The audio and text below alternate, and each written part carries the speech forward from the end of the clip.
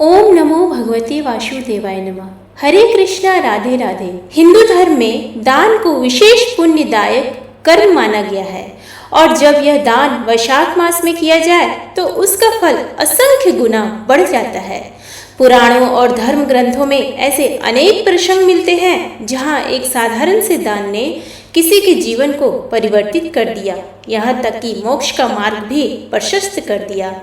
ऐसा ही एक प्रेरणादायक प्रसंग है हेमकांत का, जिसने वैशाख मास में छत्र दान करके न केवल अपने पापों से मुक्ति पाई बल्कि परलोक में भी श्रेष्ठ गति प्राप्त की। यह कथा हमें यह सिखाती है कि यदि सच्चे मन से पुण्य कर्म किए जाए तो ईश्वर अवश्य कृपा करते हैं।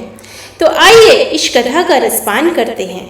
नारद जी कहते हैं, एक समय विदेह राज जनक के घर दोपहर के समय श्रुतदेव नाम से विख्यात एक श्रेष्ठ मुनि पधारे जो वेदों के ज्ञाता थे। उन्हें देखकर राजा बड़े उल्लास के साथ उठकर खड़े हो गए और मधुपर्क आदि सामग्रियों से उनकी विधि पूर्वक पूजा करके राजा ने उनके चरणोदक को अपने मस्तक पर धारण किया। इस प्रकार स्वागत सत्कार के पश्चात जब वे आसन पर विराजमान हुए तब विदेहराज के प्रश्न के अनुसार वैशाख माह के महात्म्य का वर्णन करते हुए वे इस प्रकार बोले।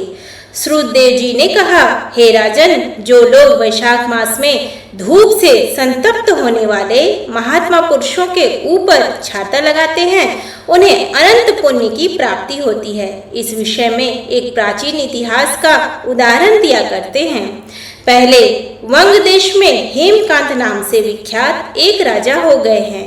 वे कुशकेतु के पुत्र, परम बुद्धिमान और शास्त्रधारियों में श्रेष्ठ थे। एक दिन वे शिकार खेलने में आसक्त होकर एक गहन वन में जा घुसे। वहां अनेक प्रकार के मृग और वराह आदि जंतुओं को मारकर जब वे बहुत थक गए तब दोपहर के समय मुनियों के आश्रम पर आए। उस समय आश्रम पर उत्तम व्रत का पालन करने वाले शतर्षि नाम वाले ऋषि समाधि लगाए हुए बैठे थे, जिन्हें बाहर के कार्यों का कुछ भी भान नहीं होता था। उन्हें निश्चल बैठे देख राजा को बड़ा क्रोध हुआ और उन्होंने उन महात्माओं को मार डालने का निश्चय किया। तब उन ऋषियों के 10,000 शिष्यों ने राजा को मना करते हुए कहा, ओ खोटी बुद्धि वाले नरेश, हमारे गुरु लोग इस समय समाधि में स्थित है। वह बाहर कहाँ क्या हो रहा है इसको ये नहीं जानते, इसलिए इन पर तुम्हें क्रोध नहीं करना चाहिए। तब राजा ने क्रोध से विवल होकर शिष्यों से कहा, द्विज कुमारों, मैं मार्ग से थका मांदा यहाँ आया हूँ, अतः तुम ही लोग मेरा आतिथ्य करो। राजा के ऐसा कहने पर वे शिष्य बोले, हम लोग भिक्षा मांग कर खाने वाले हैं। गुरुजनों ने हमें किसी के आतिथ्य के लिए आज्ञा नहीं दी है। हम सर्वथा गुरु के अधीन हैं, अतः तुम्हारा आतिथ्य कैसे कर सकते हैं। शिष्यों का यह कोरा उत्तर पाकर राजा ने उन्हें मारने के लिए धनुष उठाया और इस प्रकार कहा, मैंने हिंसक जीवों और लुटेरों के भय आदि से जिनकी अनेकों बार रक्षा की है, जो मेरे दिए हुए दानों पर ही पलते हैं, वे आज मुझे ही सिखलाते चल रहे हैं। ये मुझे नहीं जानते, ये सभी कृतज्ञ और बड़े अभिमानी है। इन आत्यारियों को मार डालने पर भी मुझे कोई दोष नहीं लगेगा। ऐसा कहकर वे कुपित हो धनुष से वाण छोड़ने लगे। बेचारे शिष्य आश्रम छोड़कर भय से भाग चले। भागने पर भी हेमकांत ने उनका पीछा किया और 300 शिष्यों को मार गिराया। शिष्यों के भाग जाने पर आश्रम पर जो कुछ सामग्री थी उसे राजा के पापात्मा सैनिकों ने लूट लिया। राजा के अनुमोदन से ही उन्होंने वहां इच्छा अनुसार भोजन किया। तत्पश्चात दिन बीतते बीतते राजा सेना के साथ अपनी पुरी में आ गए। राजा कुशकेतु ने जब अपने पुत्र का यह अन्यायपूर्ण कार्य सुना तब उसे राज्य करने के अयोग्य जानकर उसकी निंदा करते हुए उसे देश निकाला दे दिया। पिता के त्याग देने पर हेमकांत घने वन में चला गया। वहां उसने बहुत वर्षों तक निवास किया।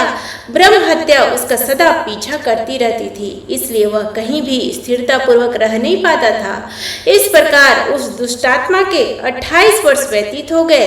एक दिन वैशाख मास में जब दोपहर का समय हो रहा था, महामुनि तीर्थ यात्रा के प्रसंग में उस वन में आए। वे धूप से अत्यंत संतप्त और तृषा से बहुत पीड़ित थे, इसलिए किसी वृक्षहीन प्रदेश में मूर्छित होकर गिर पड़े।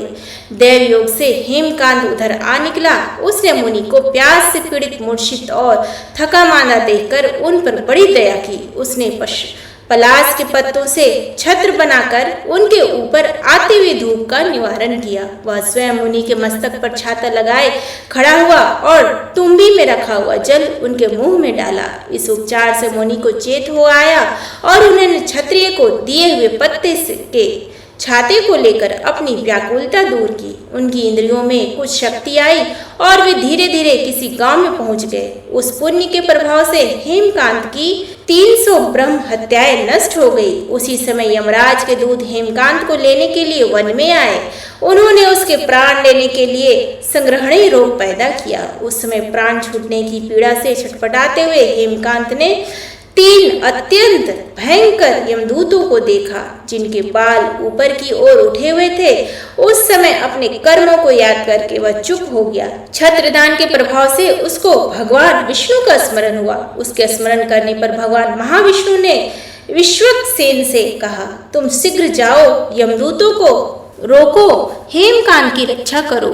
अब वह निष्पाप एवं मेरा भक्त हो गया है। उसे नगर में ले जाकर उसके पिता को सौंप दो। साथ ही मेरे कहने से कुशकेतु को यह समझाओ कि तुम्हारे पुत्र ने अपराधी होने पर भी वैशाख मास में छत्रदान करके एक मुनि की रक्षा की है, अतः वह पाप रहित हो गया है। इस पुण्य के प्रभाव से वह मन और इंद्रियों को अपने वश में रखने वाला दीर्घायु, शूरता और उदारता आदि गुणों से युक्त तथा तुम्हारे समान गुणवान हो गया है। इसलिए अपने इस महाबली पुत्र को तुम राज्य का भार संभालने के लिए नियुक्त करो।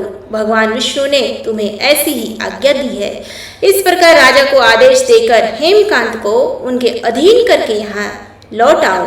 भगवान विष्णु का यह आदेश पाकर महाबली विश्वक्सेन ने हेमकांत के पास आकर यमदूतों को रोका और अपने कल्याण में हाथों से उसके सब अंगों में स्पर्श किया। भगवत भक्त से स्पर्श से हेमकांत की सारी व्याधि क्षण भर में दूर हो गई। तदंतर विश्वक्सेन उसके साथ राजा की पुरी में गए। उन्हें देखकर महाराज कुशकेतु ने आश्चर्ययुक्त हो भक्तिपूर्वक मस्तक झुकाकर पृथ्वी पर साष्टांग प्रणाम किया और भगवान के पार्षद अपने घर में प्रवेश कराया। वहां नाना प्रकार के स्तोत्रों से इनकी स्तुति की तथा वैभव से उनका पूजन किया। तत्पश्चात महाबली विश्वक्सेन ने अत्यंत प्रसन्न होकर राजा को हेमकांत के विषय में भगवान विष्णु ने जो संदेश दिया था वह सब कह सुनाया। उसे सुनकर कुशकेतु ने पुत्र को राज्य पर बिठा दिया और स्वयं विश्वक्सेन की आज्ञा लेकर उन्होंने पत्नी सहित वन को प्रस्थान किया।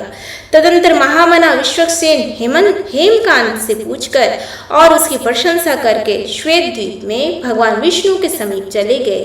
तब से राजा हेमकांत वैशाख मास में बताए हुए भगवान की प्रसन्नता को बढ़ाने वाले शुभ धर्मों का प्रतिवर्ष पालन करने लगे। वे ब्राह्मण भक्त, धर्मनिष्ठ, शांत, जितेंद्रिय, सब प्राणियों के प्रति दयालु और संपूर्ण यज्ञों की दीक्षा में स्थित रहकर सब प्रकार की संपदाओं से संपन्न हो गए। उन्होंने पुत्र, पौत्र आदि के साथ समस्त भोगों का उपभोग करके भगवान विष्णु का लोक प्राप्त किया। वैशाख सुख से साध्य अतिशय पुण्य प्रदान करने वाला है। पाप रूपी ईंधन को अग्नि की भांति जलाने वाला, परम सुलभ तथा धर्म, अर्थ, काम, मोक्ष चारों पुरुषार्थों को देने वाला है। उम्मीद है आपको आज की ये कथा पसंद आए तो प्लीज वीडियो को लाइक करें, शेयर करें, कमेंट बॉक्स में श्री हरि विष्णु लिखना ना भूले। धन्यवाद।